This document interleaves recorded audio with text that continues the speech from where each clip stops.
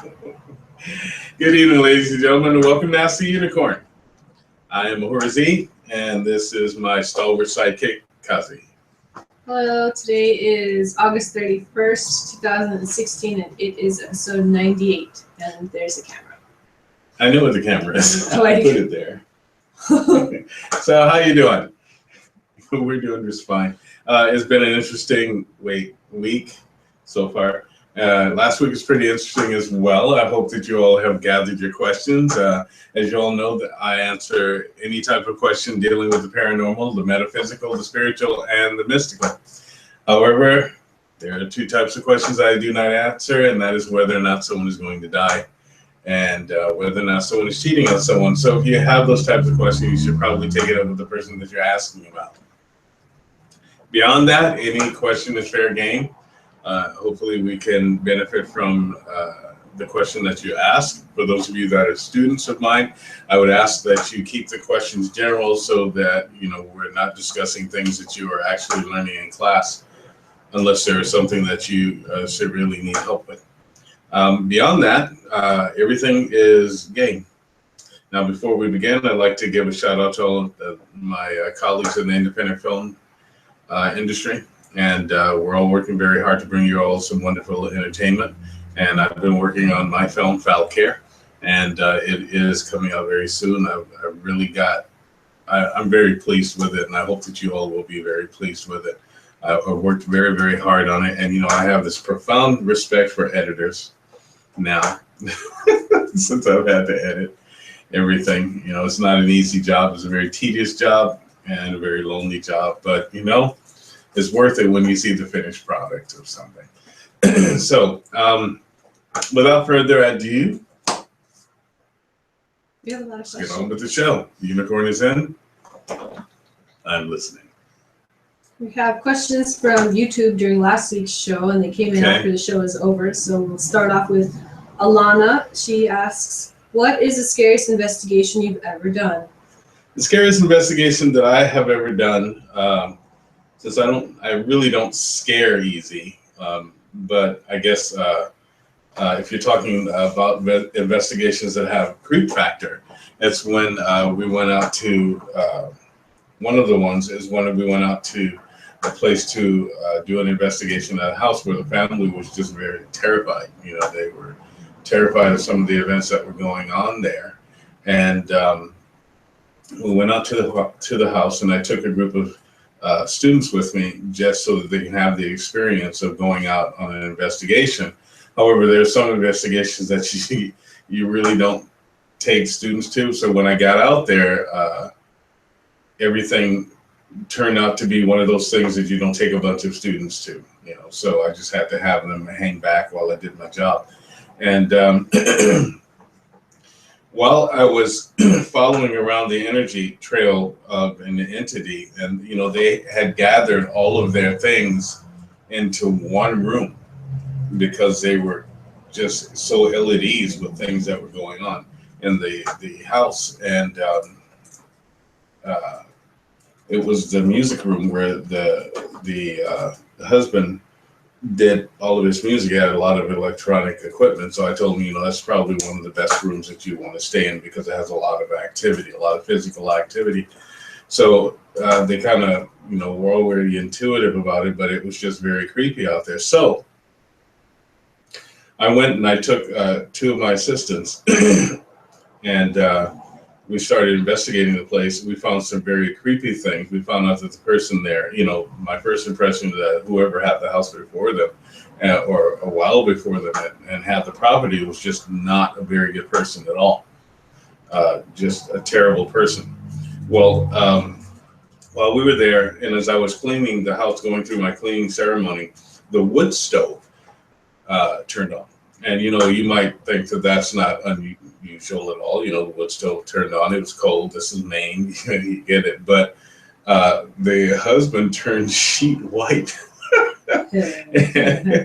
and I looked over and I said, that was the wood stove. He says, yeah, that's the wood stove. And I said, okay. He says, no, you don't understand. It's been disconnected for 6 months.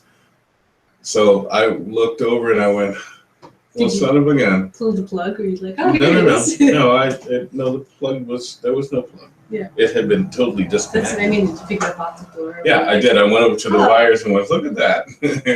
And it had made all the noises of a stove turning on. And the interesting thing is that as it stayed on, an image started to show up in the chimney bricks.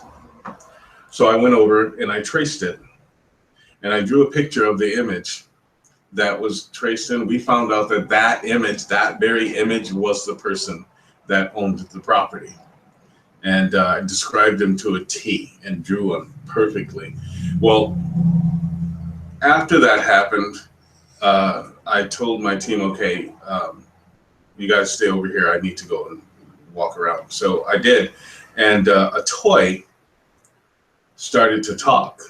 And the toy was going, all of a sudden, while they were all gathered around the toy, would you count with me? Would you count with me? 1, 2, would you count with me? And I said, knock it off. And it stopped. And the mom said, that's not supposed to do that. I said, it's okay. It's going to be fine. And I proceeded with things. So I had them go around and check out some other things. We found footprints on the ceiling. We found that there had evidently been a lot of cats that people had done things to, because they were all up under the cat skeletons under the stairs. This is just a very creepy environment for those that get creeped out by such things. It was just, I went out to the backyard, and you had one of the things that were rigged for, when you hunt deer and you hang the deer up. And I could still see the blood that was there. And this had been a number of years, so it wasn't just recently or anything. And, the footprints on the ceiling were rather interesting. And I documented everything. And they were pretty much terrified. So I had to go around and set up energy barriers, and I had to actually exercise that house. And it wasn't an easy job, but I did it. They wound up being okay. I heard from them from time to time, and they were doing just fine. That was one of the creepy. The other one was when I almost got burned up by a fire demon, and there's a bunch of those. There's a couple of those actually, and I still have some of the paraphernalia that I used that is actually scorched by the fire. It was a battle. It was an actual battle, and I wound up getting singed a bit. But ultimately I came out okay, and everybody else came out okay. Another one, well, I have a bunch of them. Just letting you know, they're not scary to me, because as an exorcist and as a person that does cleansing and as a psychic policeman, I don't get to afford being scared. I don't get creeped out. If I'm there, especially in the capacity of my duty, I am supposed to be the bravest one there. I'm also supposed to know what it is that I'm doing, so there's no reason for me to fear anything. What you have to understand is that when you're dealing with a paranormal entity, everybody thinks that it's very, very cool to go out and be a paranormal investigator.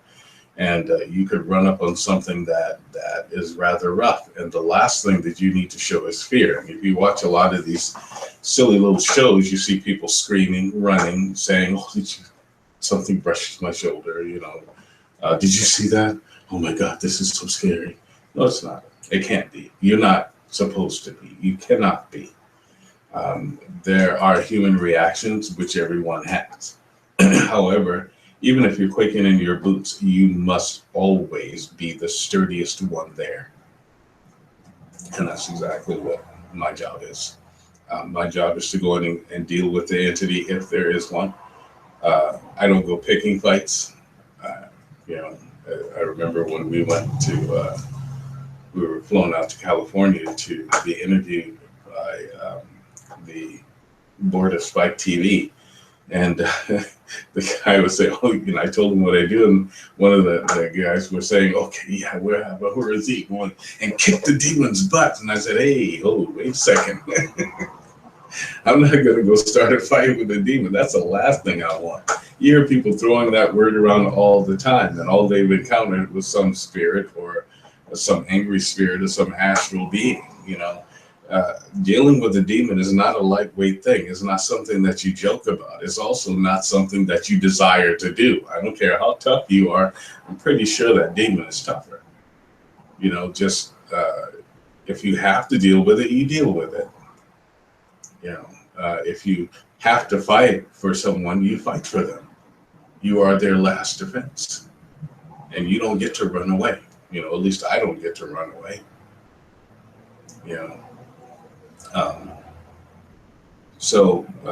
You hear people talking about going out to creepy haunted places or places that just look haunted, and they just creeped out because it's dark. And you have to understand that these things will come out in the light as well. They come out in the daytime, they come out in the night, they do all kinds of things. The proverbial bump in the night could be a number of things, and it can bump in the day. Creep factor isn't something that I'm really inundated with. I suppose that was one of the more active investigations that I've been on. I've been on investigations where things would actually try to knock the candle from my hand that I was actually using to banish them. Things would run up to me trying to scare me. You have to understand that they don't just deal with you on a physical level, they also deal with you on a mental level. And dealing with you on a mental level, they will actually, if you're speaking words, they will try to influence your thoughts so that you say something other than what you plan to say. It's that deep when dealing with the spiritual realm. Because if you're dealing with the spiritual realm, that means you're dealing with the realm that they are living in. So, they will actually, while you're doing your incantation, try to distract you. And there are a billion different ways to distract a person.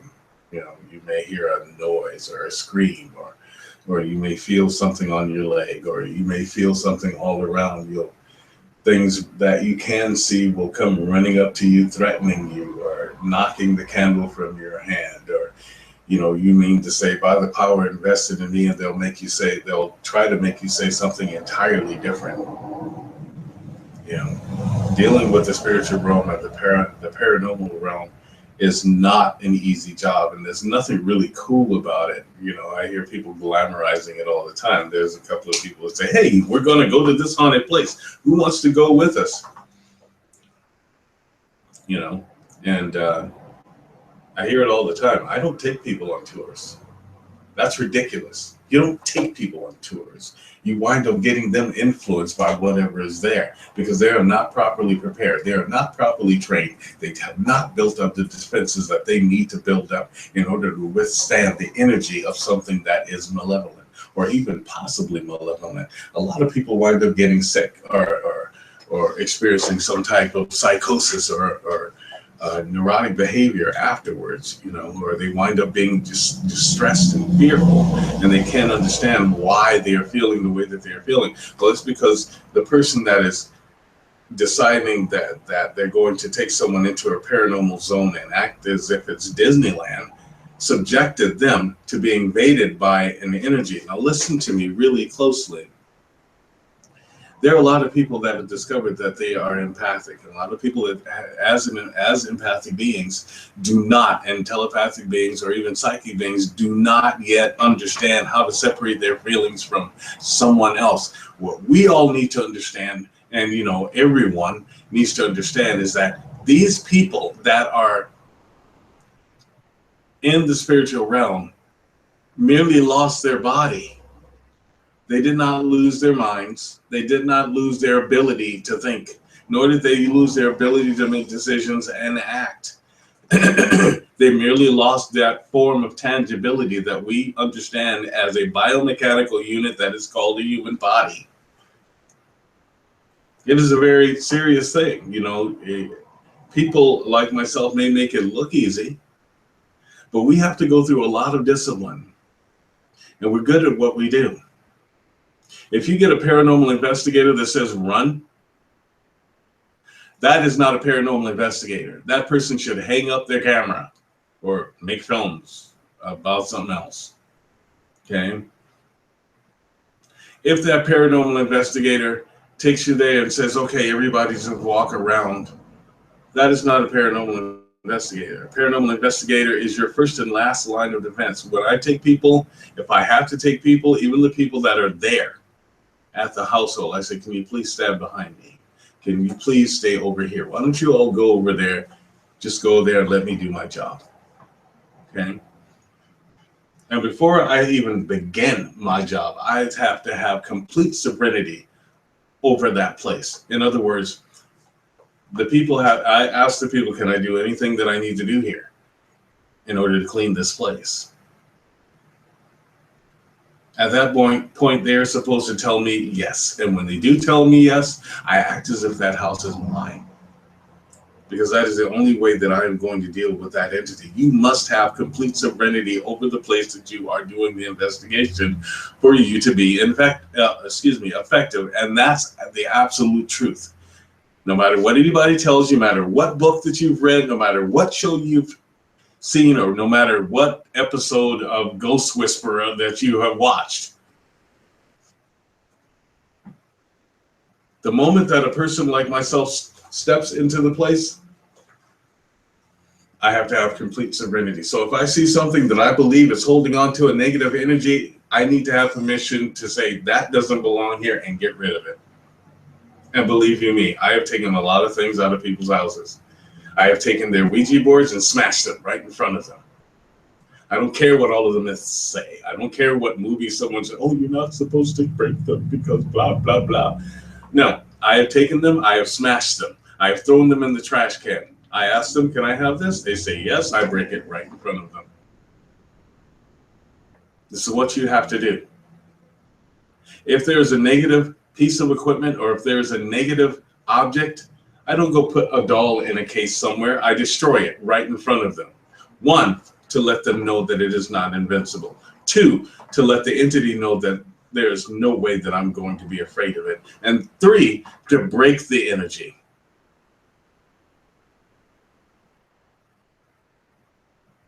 When I go to do an investigation, I am 100% disciplined. Period.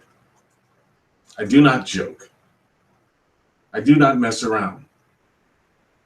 I do the job. I finish the job. And then what do I do, Kazi? Leave.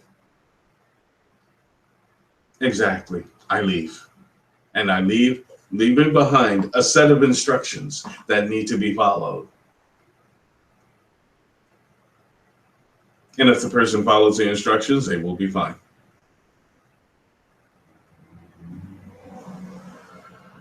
So creep factor? No. I've seen some things that they can't even create in horror movies. However, I love horror movies. I do indeed. But as I've said, I've seen things they can't create in horror movies. There's just no way. So going to a haunted penitentiary or going to an asylum or going to a orphanage or some place that is dark and mysterious. And listen, that doesn't get you any more experience going at night than it does during the day. There is no dead time. There is absolutely no dead time. Okay? Every hour is the hour of God or goddess. Okay? There is no specific hour. And this is just the truth. Cutting off all of the electricity won't do you a damn bit of good. You can have all of the electricity on and it will still do the same. Oh, that I understand. They do the electricity thing just so that they can use the little funny gadgets. And, that's okay. That's okay. And, I know some teams that actually take responsibility for what it is that they're doing and try to use it so that the equipment isn't doing all of the job or they're causing the equipment. But do you all know that electricity runs in your body? And if you have electricity in your body, it will register in the room, the more people that are there. Just thought. Now, sometimes they do use electromagnetic energy to communicate, but there are 1,000 different forms of energy in which they can use to communicate. Mostly, if a person has any bit of sensitivity, then they will try to communicate with them directly if there's something that needs to be communicated. These are some of the worst things that you can do if you are out and you want to do a paranormal investigation. If a person is pregnant, no, you may not. Absolutely not. You may not. If a person is known for taking hallucinogens, no, you may not. If a person has an alcohol problem, no, you may not. If a person is actually sick, it is probably best that you do not. You should wait till you get a little better. You know, if you are angry, no, you don't get to. If you are the fearful type, no, absolutely not. You do not get to. The worst thing you can also do is take a person who is emotionally unstable, or have a person who is emotionally unstable be a part of your team going on investigations. If there is a malevolent energy, it will key on that person. It will key in on that person. And here's another thing. They are never alone. One, there is no such thing as just one. We're going to investigate a spirit. No, there is no such thing. There's always another one. They're kind of like cockroaches. If you see one, there's a bunch more. And that's the absolute truth. So I've given you my experience, and that's rather long-winded. I was going to say to make a long story short, but it's too late. So I hope that helps you out. Angie Chan says, I enjoy investigations at times, but don't feel the need to enter places unnecessarily just to be doing it. Right. You don't do that just to do that. You're supposed to hone your skills. You're supposed to be disciplined in what it is that you do, but it is not something to be toyed with. You don't go do, oh, I feel like doing an investigation today. Let's see what ghost I can go and harass. And the moment that you say ghost, you miss the point.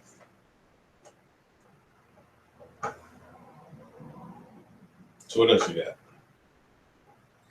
We have shout out to Angie Chandler, Rebecca, Vasu, and Paul are on. They all say hi. Hi, guys. Hello. Tavari, Amy, and Eva are on too. Hey, Hey. guys. How are you all doing? We have a few more questions. Great. From Darius Burnett. It says, what books would you recommend to learn shamanism? And can you talk more on the medulla oblongata? Okay. Some of the books that I would recommend on shamanism, or even beginning shamanism, one of the books that I loved was Scott Cunningham's Earth Power. You might check that book out just as a beginning. He also did another book on shamanism. And there's no one book that you can encounter on shamanism. Remember that learning shamanism means that you'll have to take a number of different studies. You might bone up on things like astrology, numerology, telemetry, nature magic, candle magic. All of these things are part of that, and you can find these books anywhere. The first thing that you'll have to do is to learn to protect your energy. So I might recommend, as I do to anyone that's learning from me, Dion Fortune's Psychic Self-Defense. It is the best psychic self-defense book that has been written, probably because I haven't written one yet. I'm working on it. But there are a lot of them out there, but the ones that are out there are a bit airy-fairy for me, and usually not very realistic at all. I know that there's a, I'm not sure if she's still around, one of the people, one of the Warrens have written a number of books you might check out. I believe that they have some great experiences. However, I don't agree with their methodology at all because it's a bit careless. People like to go see things to be creeped out. And hiding something behind a glass is not going to stop the energy from getting out. And they should know better. But what can I say? I'm a psychic policeman. That's a telepath.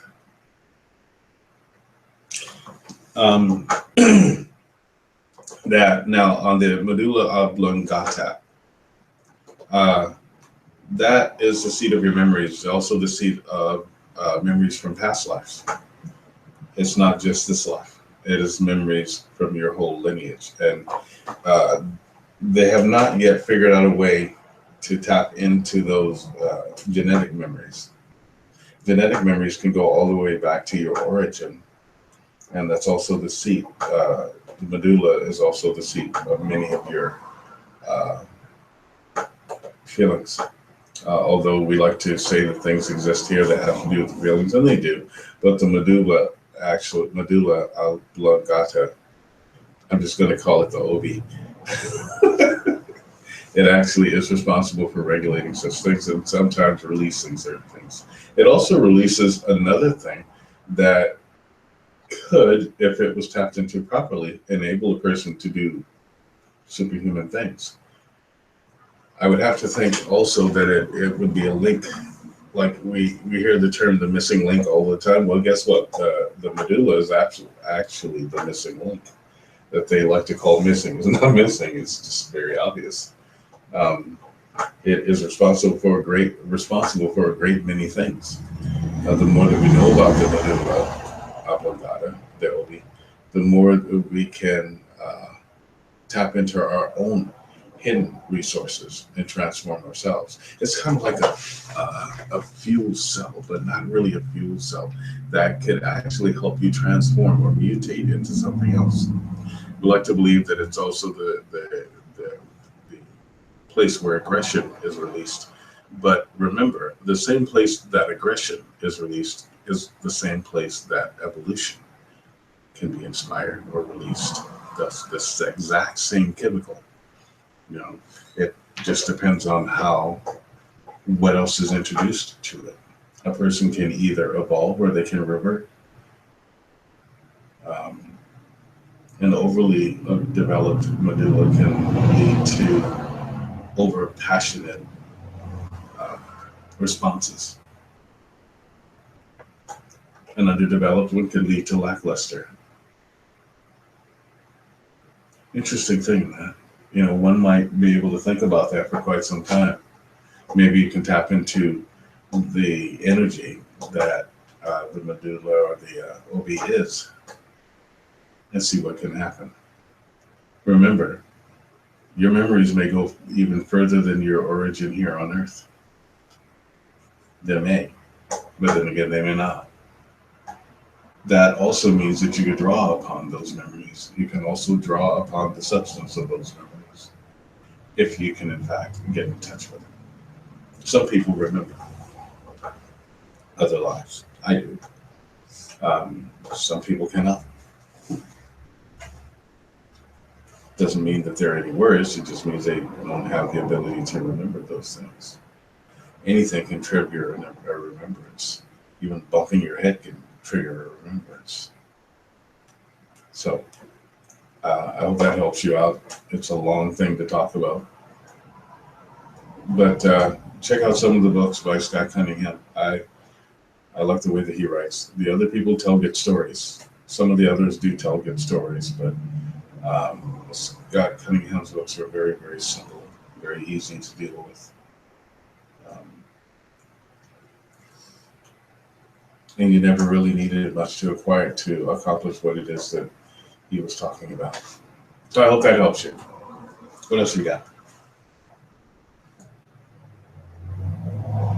Scrolling up. Alana asks, is there an obituary for our past life person? Also, if you have a dream of someone dying, is that a warning they're going to die soon? No. And I told you I don't answer those kinds of questions. Mm-hmm. There is an obituary, but you first have to find yourself before you can even think about an obituary. I'm sure there was. I think it's an interesting thing to run into the place that used to be yours, or to run into people that you used to know, or people that used to know you. You know, and yes, that has happened to me quite a few times. But I've also found places that I knew that I belonged, you know, or didn't belong. So if you're looking for an obituary, remember, you first have to remember. Remember, you first have to locate yourself or know who you were, and then just go back and see if there was an obituary. But see, it's not that simple. You know, you have to remember who you were, and then you have to remember what you did. You'd have to remember the time area that you lived in, and that could be like just a few years before you were born, or 100 years before you were born, or even thousands of years before you were born again. So, all the same, it is very valid, and that would be interesting if you did find yourself. Right, anything else? Yep. Paul has a question. Sure. He says, have you been following the Mandela effect phenomenon? Any thoughts on it? Thanks. I have not been following that effect. It's, the only thing I think about the Mandela effect is Nelson Mandela. Yeah, it's something that hold on, let me pull it up. Do you know what it is? Well, let me see. It's a name given to the phenomenon of the collective misremembering of specific facts or events. A collective remembrance? Yes, of misremembering something. Like how you remember you were saying, for example, we had one, you were arguing left and right that turmeric was turmeric and not turmeric. Yeah. Oh, yeah, that. I know that. Okay. Actually, okay, wait. I know that now. The collective Is that what they call it now? Is that what they call it? That's what it's called. The collective misremembering. Okay, see, all right. Specific facts. See, I've had specific instances where I knew something was spelled a certain way, but then all of a sudden it's not spelled that way. But I remember it being spelled that way. I remember certain things being a certain way, but then they're not that way. And I don't know why they call it the Mandela effect. I think that's kind of funny. But see, yeah, I remember the spelling of things. One of the things that I take into consideration is how something is spelled. Because I remember turmeric, which is turmeric now, it used to be called, I remembered it being called turmeric. And I even looked at it because I was very intrigued by it. But I also remembered, and maybe there was a parallel dimension. I remember that's what the theory is. I remember that alcohol was spelled a certain way, and now it's spelled differently. You know, so I'm spelling this, and someone's, oh, well, that's not how you spell it that way. Yes, it is. But I remember not a lot of things like that. So, you know, part of that made me start to think about different dimensions and alternate dimensions, and are we just living one giant stream? Like you exhale in this one and you inhale in another stream, which would make a lot of sense because every reality changes with each day, right? So the way that I think about it is that shifting into an alternate dimension doesn't happen all at once. It happens thought by thought. In essence, evolution happens cellularly, which basically means that it happens cell by cell by cell. So when a person that is a walk-in comes into a new form, they have to cellularly remember every single thing that person is, that person has gone through. Now, the walk-in could be coming from a different vibration or an entirely different reality and landing in this reality where that word that person understood means this in this dimension, okay? And I happen to know that there are a lot of walk-ins that have just happened lately, okay? So, well, not really lately, let's say from 2014. Yeah, about 2014. Yeah, 2014, a lot of walk-ins that have happened. 14. That they have to go through, and just like I did, have to remember things cellularly. Okay, so you have to remember every single trauma, you have to remember every single pain, you have to remember every single joy, you have to remember every single word, you have to remember every single movement, how that person actually moves, how that person actually speaks, how they talk, how they do every single thing before you can move on to the person that you are. Okay, that can be rather shocking because remember, time keeps elevating, it keeps moving, keeps expanding, all that good stuff. But here, time is very, very linear. And since time is very, very linear, you wind up going through something and you say, wait, not what is everyone doing? That's this.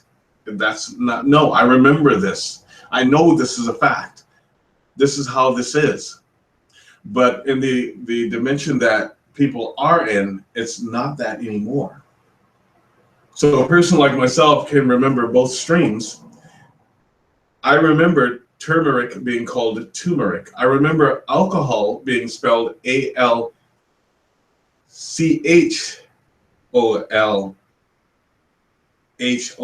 but here it is spelled ALCOHOL. Okay, there's no, and that to me, I said, and I thought about that, and this was years ago. I said, that's ridiculous. It's like on a global scale, I guess. Like when people, large groups of people misremember like something. I know why though. But I know why. I know why that happens.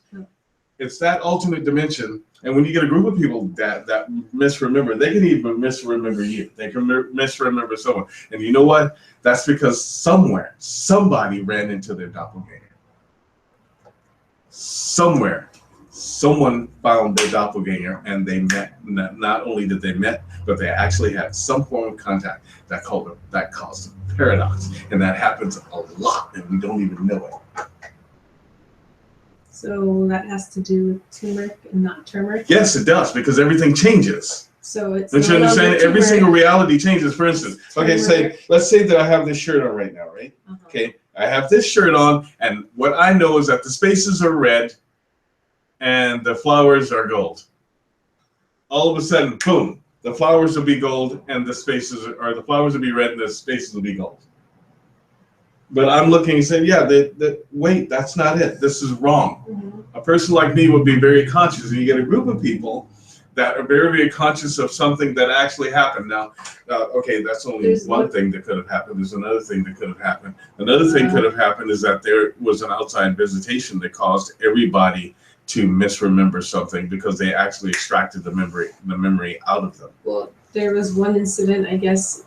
One person was saying it's named the Mandela effect based off of the death of Nelson Mandela. Oh, well, because people remembered him dying in the 80s, when in reality it was in 2013.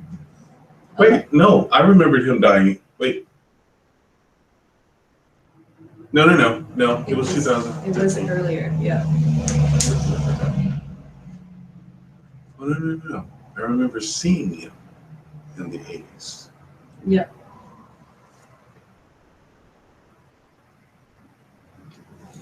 And the other one was it McDonald's or McDonald's on the signs?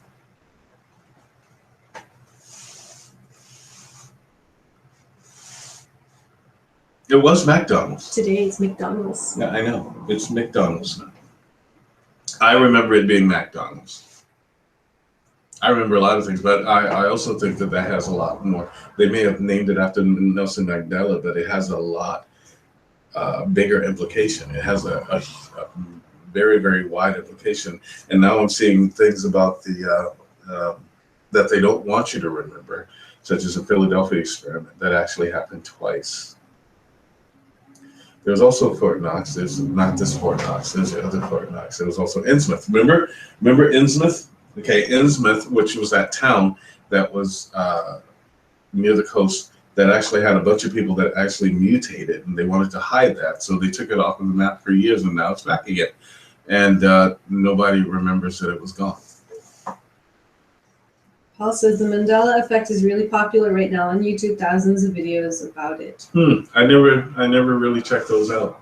I only go by my own experience, and my own experience was that I knew certain things were a certain way and then they're not all of a sudden, but I remember them specifically being that way. I think I'll check out some videos just to see what people can see. But that's what I think about. I think about why things happen, and why things happen is because there's a walk-in, or someone met their doppelganger, or maybe there's an outside influence that is actually extracting memories from people.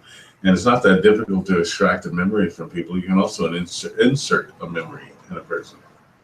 And was it Bernstein or Bernstein bears? I'm sorry, say that again? The Bernstein bears? Bernstein bears. Bernstein. How does it spelled in the end? S-T-E-I-N or S-T-A-I-N? It was E-I-N. Yeah, that one I remember. Okay, so we have more questions from, let's see, Vasu is next. She says, I'm having some anxiety and focus issues due to work pressure. Can you please give me some quick exercises to control this? Certainly. Take your hands, flatten them, put them right on your table. Just relax them right on the table. Don't think about the table so much as you think about your fingers touching the table. Close your eyes. Take a deep breath. Exhale. Relax your fingers. Don't let them touch each other. Keep them spread apart.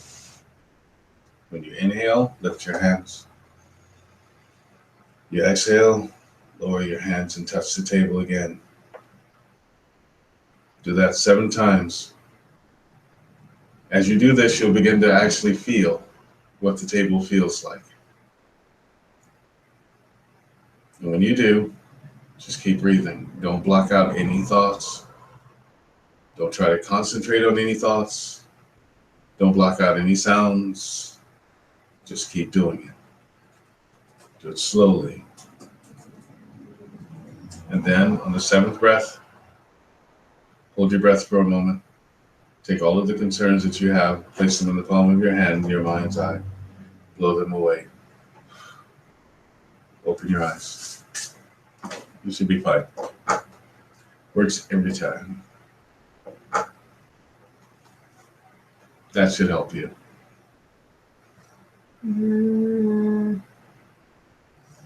We have a question from guess_911. Hello, this is your neighbor again. Hi. Hi.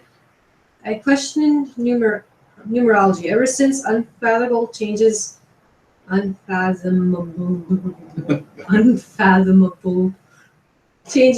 in my life, numbers and a sense of awareness have overcome me. It's been 2 years now of constant numbers like 1111, 222, 444, 555, 1234, etc. showing up several times a day, every single day, every day, who or what is trying to get my attention. What can I do to say I'm here besides just saying it? You're trying to get your attention. When you get repetitious numbers, it's because there's a different elevation of yourself that is actually trying to contact you. So what I would do is I would just take a moment, and it's probably accompanied by that zony feeling, like when you're just zoned into a place. Take a moment and just sit like you're actually talking to another person and say, okay, what is it? Wait. And then the thoughts that come to you, respond back to them. It's you, or a different type of you, or a different being of you. We're just talking about alternate dimensions that is actually trying to contact you. You see, here's the thing about many of the dimensional yous. They are fully aware of themselves. It's we in this particular dimension that are not. Why? Because we live in a 3rd dimensional reality. For whatever reason, we came to this lame party. We are here. So the next time when you get that 1-1, like you hear a lot of people talking about 11-11, and there's so many different reasons that they believe that it's 11-11. Well, 11-11, if you do that, it deals with the 22, which is a 4, which is a foundation, which basically means that there is a level of Taurus, which is seeing all worlds, which means alternate worlds. Okay, so at that moment, and probably trying to tell you something or let you know something, or even just reach you so that you have other options. Now, if you're seeing these other options, that means that you're constantly inundated with choices and choices that are meaningful. Okay, so when you see the 1111, that's at least 4 people that are actually trying to get in touch with you. You see 2222, then you're dealing with something that has to do with either relationships or career. And then that means that 2468, which means that there's a transformation that is in store for you. So you have to actually ask about the transformation. Okay, remember, transformation, that's like the number 8, which is also karma. Okay, so if you're dealing, you hear people do this they talk about the numbers all the time, but don't really take it far enough. Remember, everything that has to do with numbers has a reason. Every single thing that there is numbers, no matter what. This is why people like engineers and scientists and physicists get into this. It's all dealing with numbers and calculations, but in the metaphysical lens, you're dealing with numbers, and the numbers have to do with a life path. Okay, and it also has to do with alternate ways of being and alternate ways of thinking. So the next time that you see those numbers, write it down, sit there for a moment and say, all right, what is it you have to say to me? I'm listening. And then when you hear the thoughts, you will begin to hear them in your voice. That's not just your imagination. You're hearing it in your voice. That means that it's you that's trying to talk to you. Okay? Listen. It's really difficult to listen to yourself. Okay? It just is. Okay? You just listen, and you can have that healthy conversation with yourself. Well, I'm really pissed off about this. And then you say, well, being pissed off isn't really going to do you any good. And what you'll say to yourself, literally, and you probably don't think about this, is shut up. But if you took a moment and started to think, you'll be able to talk to your people and reason your way through something to something better. Listen to your ideas. Listen to those beings that are trying to reach you. Consciously, if you learn to do it consciously, you learn to do it consistently. There's a higher evolution that they like to call quantum jumping or quantum leaping. Wait, no, that's a show. Quantum jumping. Quantum jumping, which is basically talking to a better, different elevations of yourself. Okay, and that's what I think you're led to experience. Okay, so take some time. That's what's happening. Okay, what else do you got? Angie Chen. Oh, first Eva says, hi, she's good. Hi, Eva. She's still here, and awesome talk. Awesome. What you're saying. And Angie Chen wants to know, did Scott Cunningham write psychic development books? Let's see, I've read a lot of his books. Well, he deals with psychic development all the way through. Remember, this is a psychic planet, okay? And this being a psychic planet, everyone is psychic to one degree or another. In order for you to do any form of mysticism, you have to exercise that psychic body. So, yeah, he does write about psychic development, because he also talks about the thoughts and the feelings that are needed in order for you to accomplish any magic task. You're dealing with the elements, and you're dealing with the elements in a sentient way. In other words, a communicating way, and therefore you have to exercise your psychic ability. So yes, start with earth power, and then go towards the herbal books and the shamanic books, and you'll find it's quite the good read. Okay? And I'm working on my second book, so hopefully that will help you. Okay, what else you got? Amazing. Lauren, our neighbor, says, thank you very much. You're very welcome. And let's see. Vasu says, is there some reason why walk-ins happened in 2014? Yes. Actually, it was a rather cosmic event, to tell the truth. A lot of people were going through a very, very difficult time, and they had been going through a difficult time since about 2007. And I can almost pinpoint exactly when that was. It was November 2007. Very, very difficult time, and some people were about to give up. and they needed a breath of fresh air. And the only way they can get a breath of fresh air is from themselves. So that was perfectly timed too. It was during the time that the comet Izon whizzed past us and left us in its wake and kind of sprinkled us with all this cosmic evolution ability. And it went around the sun and disintegrated, but it left behind a lot of very, very good things, which enabled a lot of walk-ins to happen. Now, walk-ins happen all the time, but this was a massive amount that happened. So you might say it was cosmic, and maybe it was just needed. But it did happen. A lot of people woke up, or what they called woke up, and then they had no idea what to do since they were awake. You know, and people like me run a race to catch these people, you know, to catch them as they wake up. I can't catch everybody, but I try. But remember, at the same time as I'm trying to catch other people, there's other people on the other side of energy that's trying to catch them as well. You know, so sometimes they land in the place of light, and sometimes they land in the place of darkness. It's a race. But I can pretty much assure you that there were lots of walk-ins. A walk-in is like,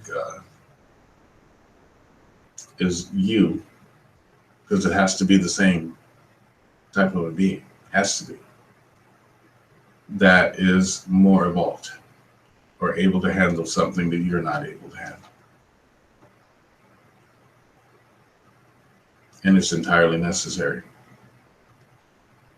So that was why, that was Izon that did that. You know, just brought a bunch of people to this party. The cool thing is that there's a switch, and the switch is so smooth you'll barely even notice. So, hope that helps you out. We'll do that. Get back on the page.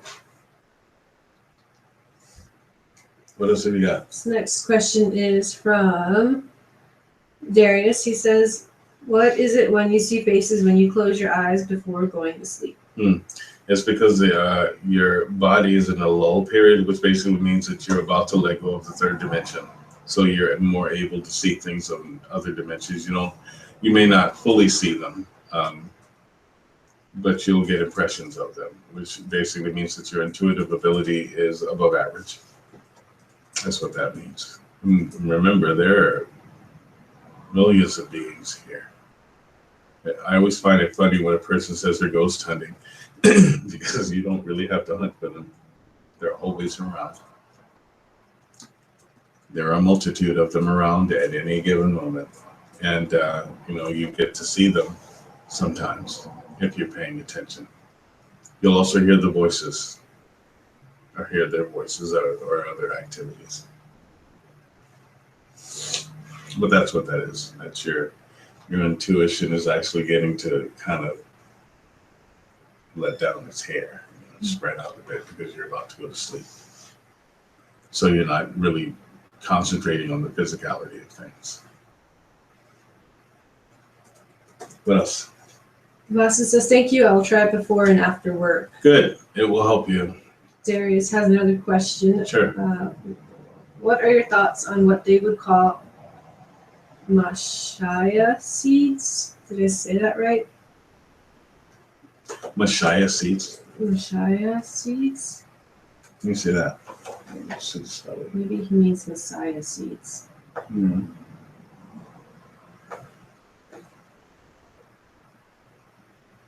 Masha. Masha?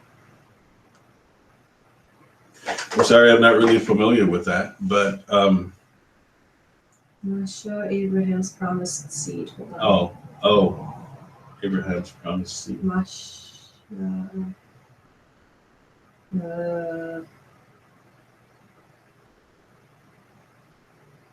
I have no idea. I don't know.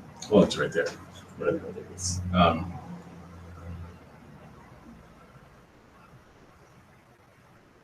I'll do some research on it and then see what I think about it.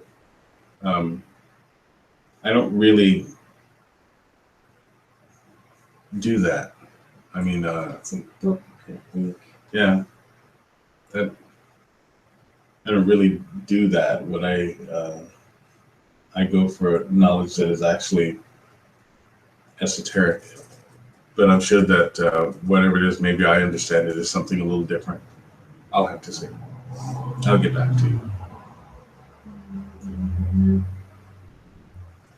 And let's see. We have some other questions. Okay. Stop. Sorry. Okay. We have a question from Marur. Okay, just ask the question. I'm a spiritual woman. At one point, I lost faith until one day I asked God to help me find it. That is when a beautiful man, Carlos, walked into my life. We had the most ultimate spirituality we both felt. We keep breaking up, trying hard to pull away, but keep coming back. We have a few things in common. He has 8 uncles that are all priests. Priests was his faith or symbol attraction. I want him out of my head, and then I don't, and it wants to stream. Well, just make a decision. Either you want him out of your head or you don't.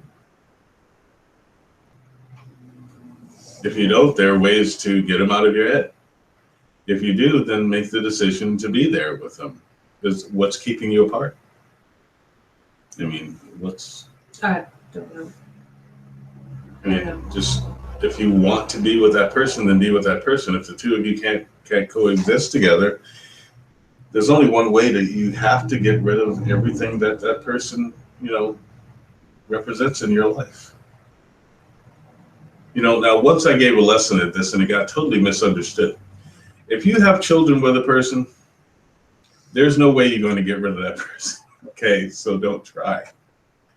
Doing something silly like throwing away pictures of the kids and throwing away, pictures of the kids just so that you can get back at another one of the parents is ridiculous. If you are in the type of relationship that you know is not good for you and you need to get rid of that person and you don't have kids, then you have to get rid of all of those things that represents that person, period. You have to be willing to not go back and see that person. I mean, you're in your statement, you said that you both had something very, very beautiful. And then you mentioned his uncles. Are the uncles like keeping you two apart? I mean, is there something that maybe Carlos needs to face as well? If you have something beautiful, stay with it. But if it's not beautiful and you're just kind of making it beautiful in your mind, but know that it's not going to be, let it go. Let it go. Then you can find who you're supposed to be with, and that person can find who they are supposed to be with.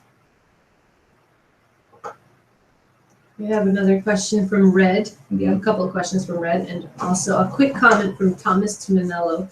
He says, I have no question for you at this time. I only wanted to compliment you on what you're doing and let you know that your perspectives, thoughts, and intuitions are greatly enjoyed and appreciated. I pray great success for you in your business, spirituality, and all aspects in your life.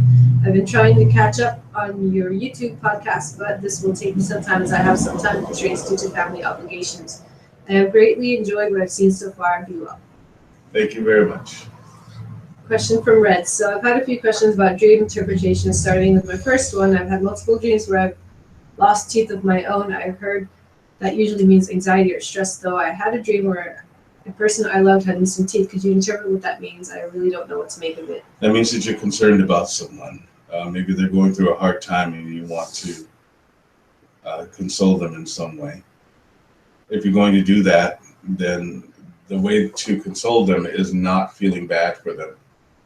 You have to feel good for them, okay? You have to give them something that is actually going to help them pick themselves up. Worry doesn't do anybody any good. It never has, it never will, okay? If you're going to be strong for a person, then show your strength. Okay, so that's what that is. You're concerned about someone, worried for them, and you need to not worry for them. You just need to, if you feel as though they need to have someone to be around, then be around them. Okay, that should help. And their next question is, There was another dream of the same loved one where they came out of nowhere dressed up in a military/Navy uniform, sword and all. That is clean, white, and blue. I've tried looking it up myself and got nothing. It might be just me at the same time. It was nagging me. Is there any special meaning to what they were wearing? Yes, okay. P.S. They're not part of the military at all. Okay, that's fine. That's the uniform isn't what you're focusing on. You're focusing on the color and the fact that they were covered. Okay, it basically means that person must be going through a healing process. The white is purity, the blue is healing. Got it?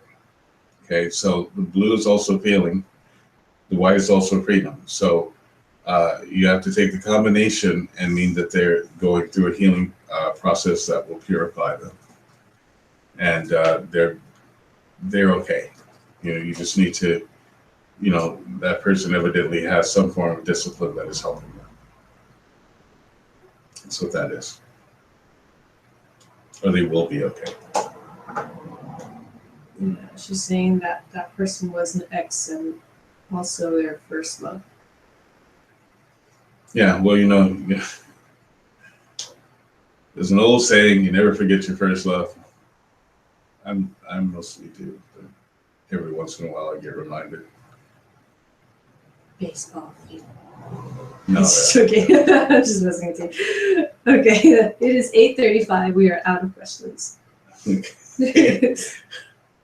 like to thank you all for joining us tonight. This has been a good show. The more questions that I get asked, the more I get to teach. And the more that I get to teach, the more knowledge I get, So please tell your friends about the show. Have them come with their questions. And we can make this show very, very big. And then I can sit here and maybe I'll do longer shows because I'll get to teach more. Wow, I'll need some coffee. That's okay. You don't need coffee. You're too young. What? Okay. So not too young. If you do have questions, a lot of times a person will forget their question. So I might suggest that you write your questions down and think of more questions like these. I really enjoy answering them. If you have questions that that you want answered, but you won't be here, you can just go to the website and just, that is Unicorn Cove School of Metaphysics, and that's www.unicorn-cove.com, or you can go to www.asktheunicorn.com, or you can give us a call if you're interested in classes. I do teach classes in dream interpretation, psychic development, and paranormal investigation and self-defense, and I teach a number of mysticism classes. And we'd be happy to sign you up for classes, and I can do that either in person or on Skype or Messenger or whatever medium that you have, and then you get to learn more. And you can give us a call at area code 207-347-5686. And that is Unicorn Cove School of Metaphysics. We are on Facebook as well, and you can contact us there. Okay, so once again, this was a very enjoyable show. I'll see you all next week. Have a great week, and remember, stay clear of all of the madness and just try to have a wonderful week, okay? Till then, Unicorn out.